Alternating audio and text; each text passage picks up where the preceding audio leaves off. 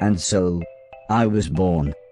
The first people I remember seeing were the old man, the old lady, and their daughter, Heather. After they'd said hello, the old man powered me down so he could install some software. I could tell they were nice people. The old man didn't give me a silly voice or stupid personality. And the old lady didn't dress me like a clown. Although for some reason, Heather really didn't like me. Once I'd had time to get used to walking, the old man asked me to dash from one end of the room to the other.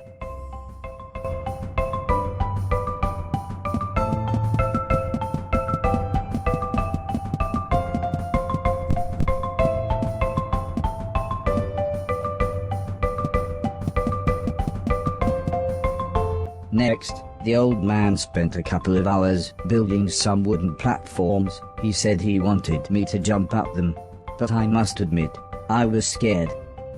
It wasn't until I saw Heather and her mother happily climbing up them that I decided it might be okay.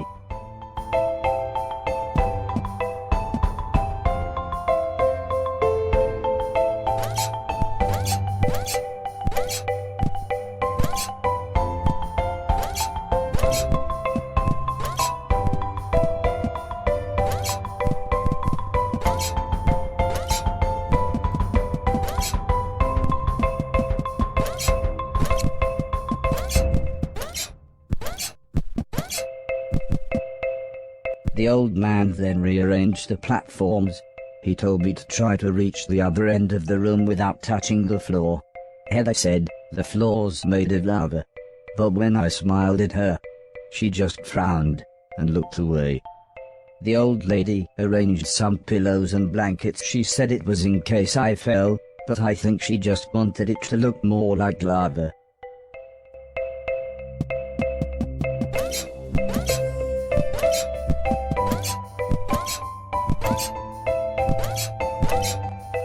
When I reached the other side, the old man just smiled and said, "That'll do, for now."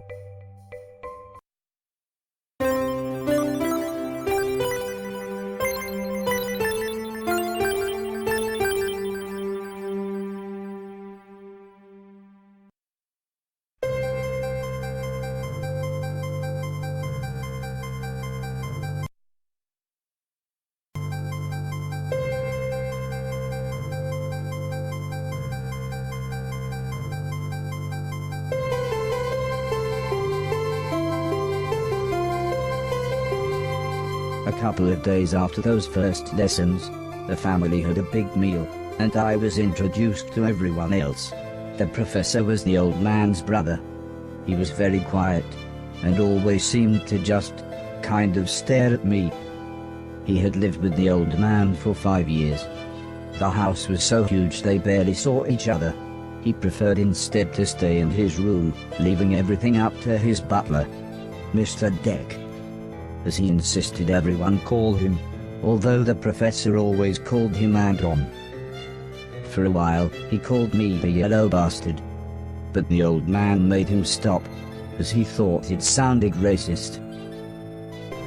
Mr. Silton was the old man's driver. Before he worked here, he'd gotten in with some bad people and was the driver in a post office robbery, although it all went wrong for some reason. Mr. Silton showed me a video of his band. I'm sure some people must like it, but I just found it terrifying. Then there was Alice. She was the cook. She was a nice old lady. When she was younger, she had been a TV chef. Then, years later, she had a small part in Coronation Street. Mr. Silton said, before she worked for the old man, Alice was quite a hoarder. She kept old newspapers and bicycles, and something about a poo in a shoebox. The next morning, the old man gathered everyone together to show them what I was capable of. "What else does he do?" asked Mr. Silton. The old man smiled. "He can help around the house." "Could he help me with my newspaper collecting?" asked Alice. "I'm not sure that's a good idea," said the old lady, "but he can do all sorts of jobs." "Yeah," said Mr. Silton, "shove a stick up his ass and he can do Deck's job." Now, said the old man, "we have company," pointing to some important-looking people. 2 large men, both called Gary, set up what the old man referred to as lasers. He said again, I should try to get from one end of the room to the other, but I shouldn't be worried, as I had a special chip which meant no matter how damaged I was, I couldn't die. He said it was like infinite lives in a video game. But when he realized I didn't understand, he said he would explain another time.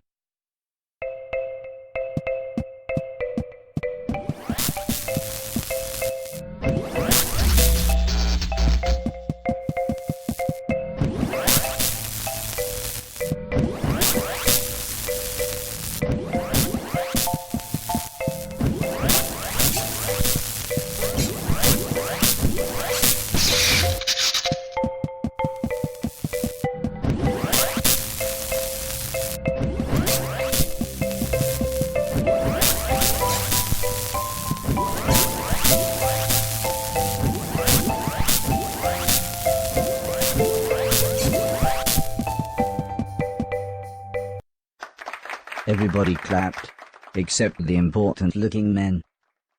"Not exactly a cold, calculated killer, is it?" said the man in black. The man in grey laughed. "What kind of artificial intelligence was that?" he asked. "Move right, unless there's something in the way." Okay, said the old man. He turned to me and whispered, "They're going to make it quite a bit tougher, but I'm sure you'll be fine."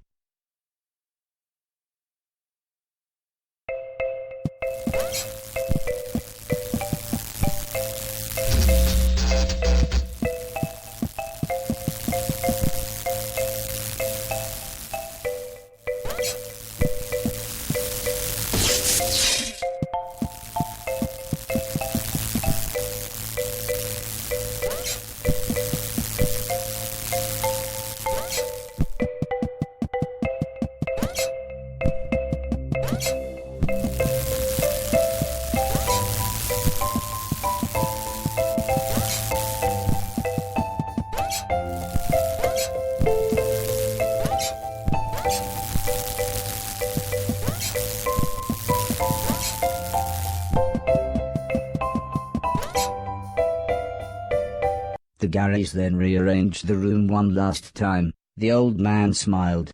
Now, there's no need to look so glum," he said. "I'm still happy with everything you've done today." So this time, I was determined to do him proud.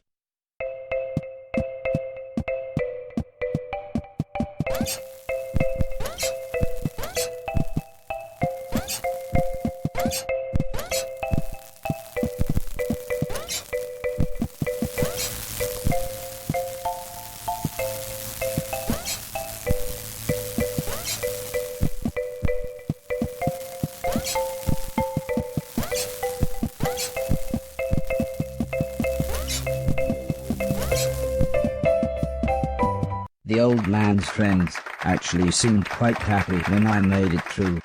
"We might have a winner after all," said the man in black.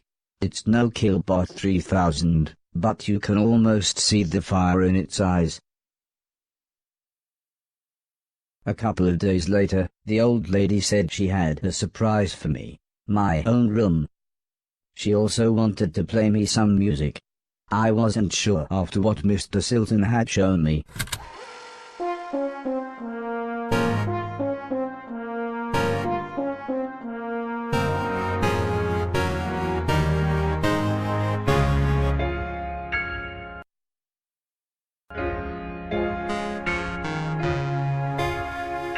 As if music wasn't amazing enough, the old lady then bought me a television set.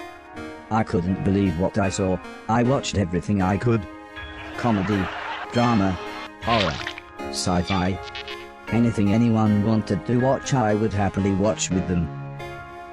Then one day, the old man set up a small box. He plugged some cables into the television and said, "This is what I meant when I said video games." I played games at every chance I could. I took on everyone. I was unstoppable. I had enjoyed music, film, and television. But to me, video games really were the highest art form.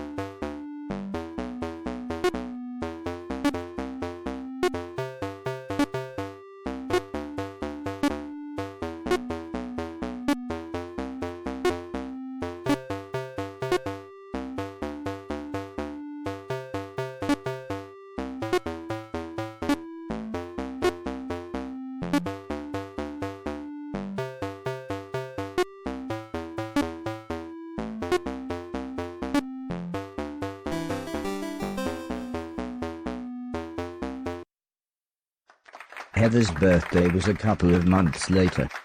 Her mum and dad had bought her a camera and arranged a day out by the sea so that Heather could take some photos, although I really don't think she wanted any pictures of me. When the old man asked the professor if he wanted to go, he frowned and said, "I can't believe you want to spend time with that thing, it could destroy the world." I wasn't sure what he meant, but the old man just smiled and said, That's what you said about the Game Boy. Anton, how about you? I don't think so, said Mr. Deck. The last time I got in that car, Barry crashed us into a branch of Woolworths. I never would have gone into Woolworths of my own accord. The old man explained that the car was old and the brakes had failed, but Mr. Deck was having none of it. So Mr. Silton drove, and Alice came along for the fresh air.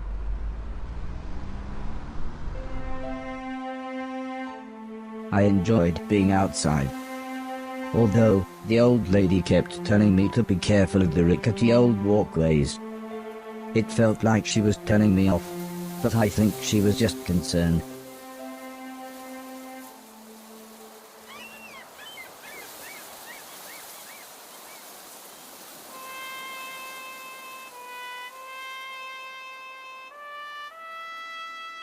As the old man and I stood on the cliff tops, I could see something in the distance. I wasn't sure what it was, so I asked the old man.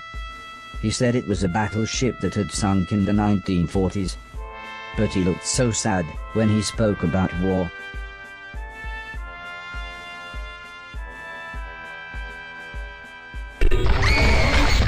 I didn't see what happened, but the metal platform Heather was climbing on had collapsed. She was safe, even if the rocks she was on looked very dangerous. The tide was rising, and we didn't know how long the Coast Guard was going to be, so I offered to climb down and get her. The old man agreed, but said I should be careful, as Heather doesn't have infinite lives, like I do.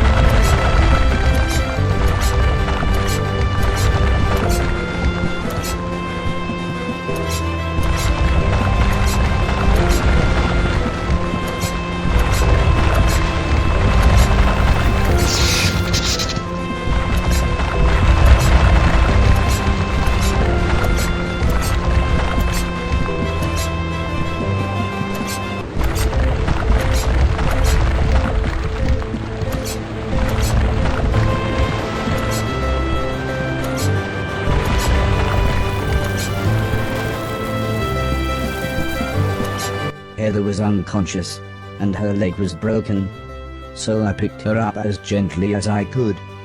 I decided it would be best if I didn't run the rest of the way.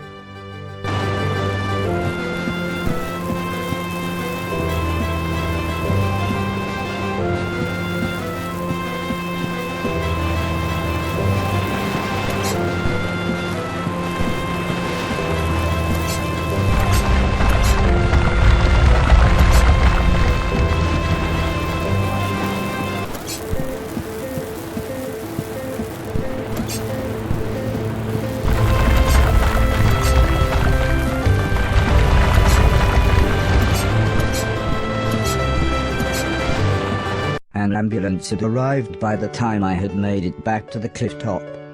The medics made sure Heather was okay, and then took her off to hospital. A few days later, we all went to see how she was doing. She was fine, but would have to wear the cast for a couple of months.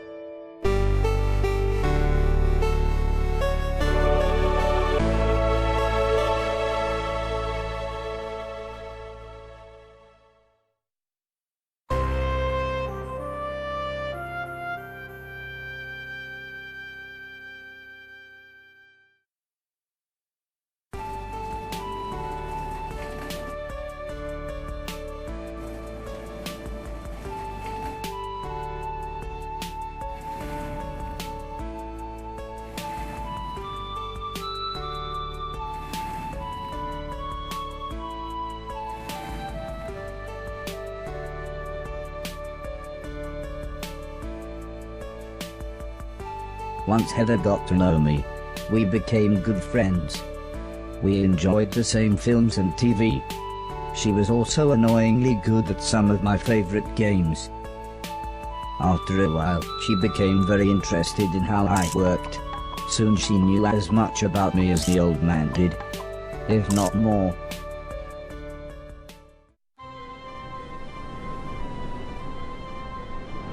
We spent the next couple of months visiting other countries, as when it came to teaching me things, the old man always liked to pick interesting locations.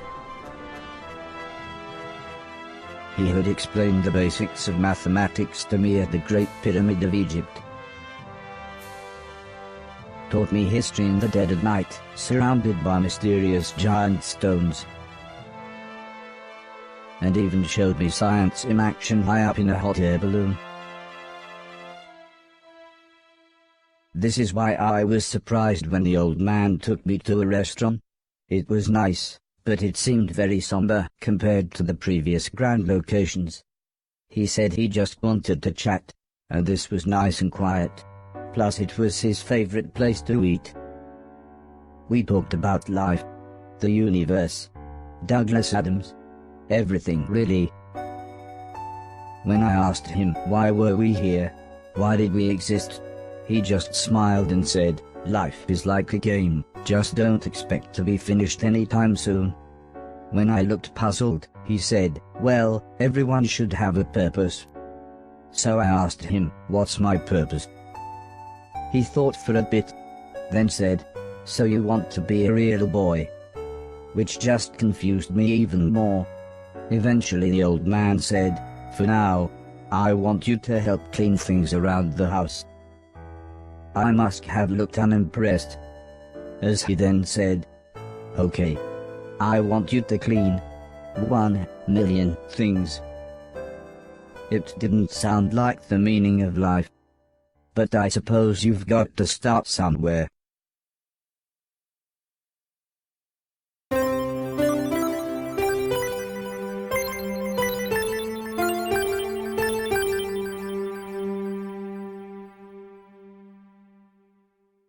The next day, the old man said he wanted to